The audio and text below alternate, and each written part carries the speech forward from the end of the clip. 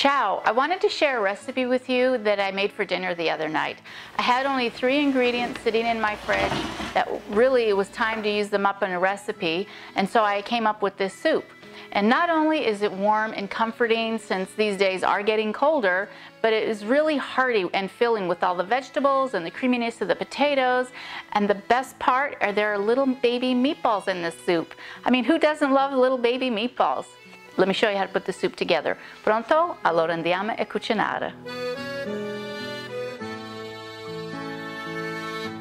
So today's easy vegetable soup only has a couple of ingredients. And we're going to start with some olive oil in our saute pan, so about 3-4 tablespoons. Then we are going to add some onions, 2 cloves of garlic, and about a teaspoon of salt. And we can adjust for salt later. And we just want to mix this up and start sauteing our onions and garlic together. So next time, I had some carrots left over from a meal I made the other night. So they're just the baby carrots, and sometimes I like them because they're just easier to cut up. And I'm just going to cut them into very small bite-sized pieces. All right, so now our carrots are chopped up, and I'm just going to add those to the pot. And for my celery, I have about a celery left, so it's got about 4 or 5 stalks. But you, like I said, you can use as much or as little as you want. So I'm just going to chop the end off, and I'm just going to go right down the stalk, chopping. And so now I'm just going to add the celery and give that a toss. I also have 2 potatoes that I've cut up. So we're just going to let this saute for a few minutes, and we are going to get our meatballs ready, and I will show you how to do that.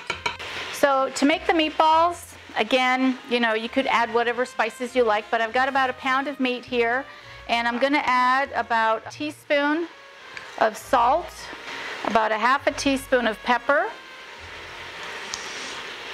and a good teaspoon of oregano. And you can either add fresh garlic or garlic powder, and I just have garlic powder in here. And it's about a half a teaspoon.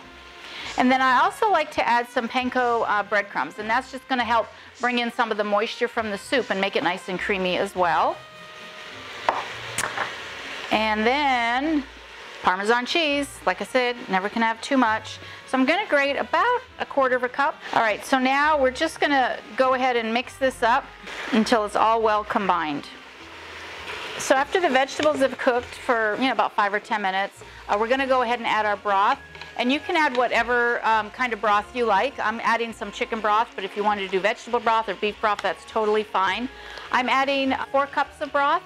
So I'm going to add that, and we're going to let that come to a boil.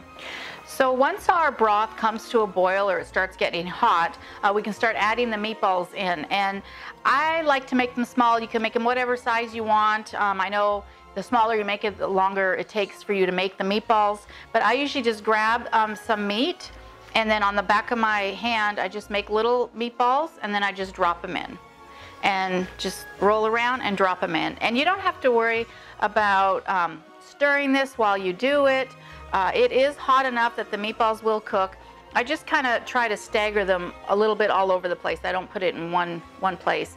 And guaranteed by the time you get done doing this, your soup and meatballs, everything will be cooked. Now, if you decide that you don't want to make the tiny little meatballs, that it's too much work, too time consuming, I get that. We don't always have time to do this. I don't always have time to do it. You can just actually cook the ground beef in when you're sauteing the onions and the carrots and everything, and it'll be fine. It'll give the flavor. You just won't have those cute little meatballs. And we've got all these little baby meatballs in here. And one of the things you can do to add extra garnish is I like to sprinkle some parsley. And I know this might sound odd, but I also like to add a squeeze of lemon juice. I just feel like it bumps up the soup another flavor. Now I've shared with you my secret ingredient recipe when you have 3 leftover items in your refrigerator. Hopefully I've given you the confidence to go ahead and make this soup the next time you have those 3 ingredients left over. And I also have another recipe over here that's a hearty pasta and bean recipe that only has a few ingredients. So I will check you out over there. Bon appetit!